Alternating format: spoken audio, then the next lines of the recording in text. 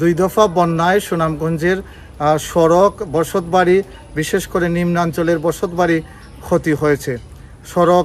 যে সড়কগুলো ডুবেছিল সেগুলো ক্ষতিগ্রস্ত হয়েছে। তবে সবচেয়ে বেশি ছাপ পড়েছে প্রাথমিক শিক্ষায়।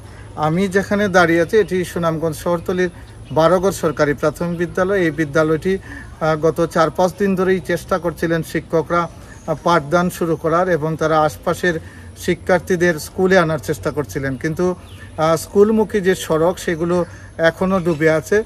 স্কুলের পানি নেমেছে, কিন্তু স্কুলের যে পাঠদানের পরিবেশ সেটি এখনও ভালোভাবে তৈরি হয়নি। এখানে 172 জন শিক্ষার্থী রয়েছেন, কিন্তু আজকে উপস্থিত রয়েছেন এই প্রথম শিফটে 10 জনের মতো শিক্ষার্থী। এই যে কম উপস্থিতি এটি কেবল বারোগড় সরকারি প্রাথমিক বিদ্যালয় নয়, জেলার বেশিরভাগ যেসব এলাকায় বন্যা কবলিত হয়েছিল সেসব এলাকার স্কুলগুলোতে প্রায় সবগুলোতেই একই অবস্থা। শিক্ষার্থীরা এখনও স্কুলে আসতে পারছে না।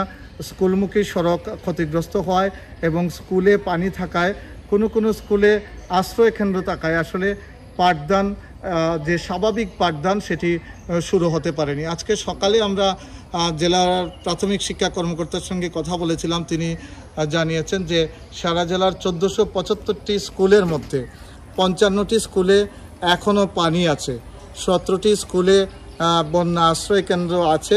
এবং তিনি বলেছেন যে আমরা শিক্ষকদের চেষ্টায়, প্রাথমিক শিক্ষা কর্তৃপক্ষের চেষ্টায় কিছু স্কুলের পাশের বাড়িঘরেও পাঠদান শুরু করেছেন তারা।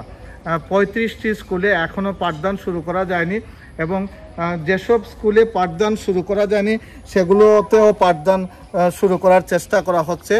আমরা প্রাথমিক শিক্ষকদের সঙ্গে কথা বলেছি, তারা বলেছেন যে স্কুলের পাশের এবং স্কুলমুখী যে সড়ক সেগুলো নিয়ে চিন্তা করতে হবে এবং যে সড়কে যখন সড়ক সংস্কার হয়, মেরামত হয়, তখন স্কুলমুখী সড়ককেও গুরুত্ব দিতে হবে।